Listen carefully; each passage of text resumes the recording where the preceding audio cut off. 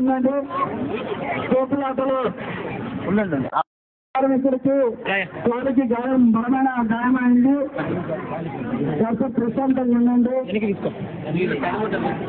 తనకు కొంచెం మంచిగా ఇవ్వండి. ఆటో దగ్గర ఉన్నంత వాళ్ళు ఆటోల దగ్గర ఉన్నంత వాళ్ళు రావాలి.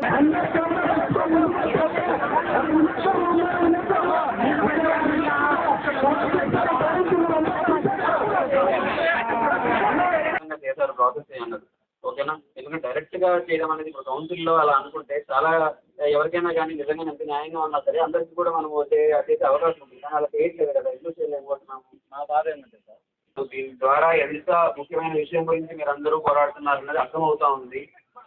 ఎవరైతే మన బాధ్యత కార్మికులు ఆకాశకి సంబంధించి 60 ఏళ్ళ తర్వాత రిటైర్మెంట్ అవ్వాలని ప్రభుత్వం ఇచ్చినటువంటి ఉత్తర్వులకు సంబంధించి అన్ని చోట్ల కూడా మనము దాన్ని అమలు పరుస్తూ వస్తూ ఉన్నాం. అదేవిధంగా ఇక్కడ కూడా చేయాలని ముందరికి వెళ్తాం. సో దాంట్లో మీరు అందరూ కూడా వాళ్ళు 62 దాకా రావాలని అడుగుతూ ఉన్నారు. అది దాని గురించి ప్రభుత్వ దృష్టిలో తప్పకుండా అది ఆల్రెడీ ఉంది, సమ్మె చేస్తున్నారు, అందరూ కూడా దీని గురించి ఆలోచిస్తున్నారు అన్న విషయం కూడా ప్రభుత్వం దృష్టిలో ఉంది. మొన్ననే CDMA గారు కూడా DCలో మాట్లాడుతూ కూడా చెప్పారు, సంగ్రహించి ఉంది, వాళ్ళతో మాట్లాడుకొని వాళ్ళతో మాట్లాడి కోఆర్డినేట్ చేసుకోండి అన్న ఉద్దేశంలోనే చెప్పారు వాళ్ళు కూడా. సో మీ యొక్క ఏదైతే పోరాటం ఉందో దానికి సంబంధించి అందరికీ కూడా అందరి దృష్టిలో ఉందన్న విషయం లక్ష్మీ చేయాలి. ఎవరు కూడా దీని గురించి వదిలేసి మీరు ఇదేంటి ఇబ్బంది పడినా ఏదైనా కానీ పర్లేదు అనే ఉద్దేశంలో ఎవరు కూడా లేరు. అందరూ కూడా ప్రభుత్వం నుంచి కూడా ఇక్కడ దాకా కూడా అందరూ కూడా ఏదో ఒక విధంగా మీకు సాయం చేయాలి, ఎవరైతే రిటైర్ అవుతున్నారో వాళ్ళు సాయం చేయాలనే ఉద్దేశంలోనే ఉన్నారు.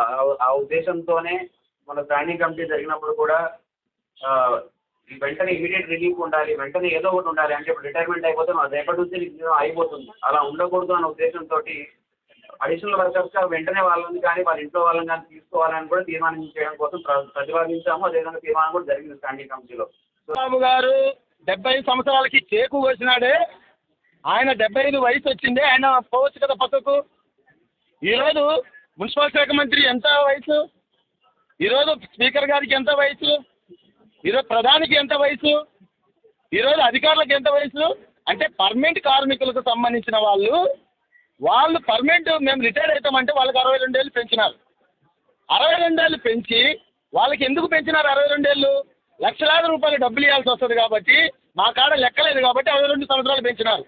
ఈరోజు గ్రామ పంచాయతీ నుంచి సేవలు చేసి ప్రాణాలు తెగించి కరోనాను లెక్క చేయకుండా ప్రాణాలు తెగిస్తే ఈరోజు మున్సిపల్ కార్మికులు కూటమి ప్రభుత్వం మెడబెట్టుకొని బయటికి దొబ్బే పరిస్థితులు ఎవరిస్తున్నారు?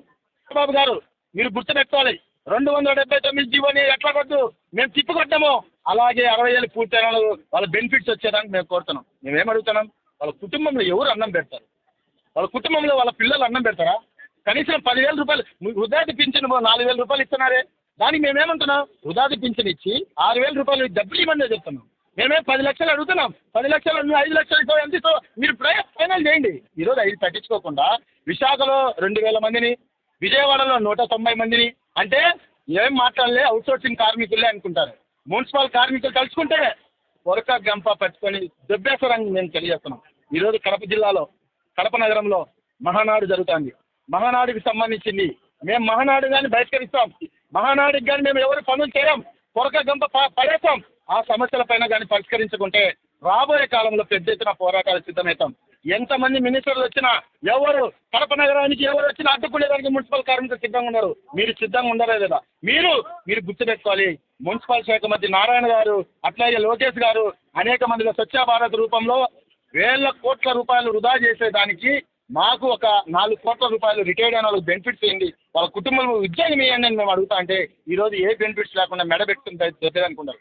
21 మంది ఇంజనీర్ సెక్షన్లో 14 మందిని, శానిటేషన్ 27 మందిని, నెక్స్ట్ ఇంకా 40 మందిని తీసేసేదానికి ఉండరు. అంటే విడతల ప్రకారంగా తీస్తున్నారు. మేమేమంటున్నామంటే రిటైర్డ్ అయ్యే దానికి మాకు ఎటువంటి ఇబ్బంది లేదు. మేమేమడుగుతున్నాం, వాళ్ళ బెనిఫిట్స్ ఇవ్వండి, వాళ్ళ పింఛన్ ఇవ్వండి, వాళ్ళ కుటుంబం ఉద్యోగాలు. ఇప్పుడు 10 రూపాయలు ఉంటేనే పిల్లలు అన్నం పెడుతున్నారు. అదే 10 రూపాయలు లేకుండా ఈరోజు ఎవరైనా సంపాదిస్తా అంటే పెడతారా?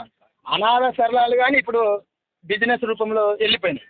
మేమేమడుగుతున్నాం, ఆడగానే డబ్బులు ఇస్తేనే పింఛన్ ఇస్తేనే బాగా చూసుకుంటాను. ఇప్పుడు అది కానీ లేకుండా పరిస్థితులు ఉండవు. కాబట్టి ఈరోజు మున్సిపల్ కార్మికులు అనేక రూపాయలలో వాళ్ళ ప్రాణాలు తెగించి వాళ్ళు బిడ్డలు అనుకునే 30 ఏళ్ళ నుంచి కష్టపడిన కార్పొరేషన్కి అవన్నీ దాంట్లో భాగంగానే ఈరోజు ముట్టడి పిలిపించడం జరిగింది. ప్రతి ఒక్కరూ తప్పనిసరిగా యూట్యూబ్లోకి వెళ్ళి కడప వార్తను లైక్ చేయండి, సబ్స్క్రైబ్ చేయండి.